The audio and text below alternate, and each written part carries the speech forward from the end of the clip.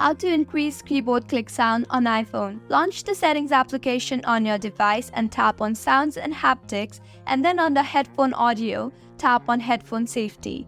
Here, firstly, make sure the toggle button for Reduce Loud Sounds is toggled on. Next, set the decibels to 100. Go back and now maximize the ringtone and alert volume slide bar, and also make sure to toggle on the button for change with buttons. Now go back to Settings and scroll down until you find the music option and tap on that. Tap on EQ and set it to late night, and now go back. Now, whenever you type on your iPhone's keyboard, you will enjoy a louder and more noticeable click sound. If you find this tutorial helpful, do subscribe to our channel. Thank you for staying with us until the end.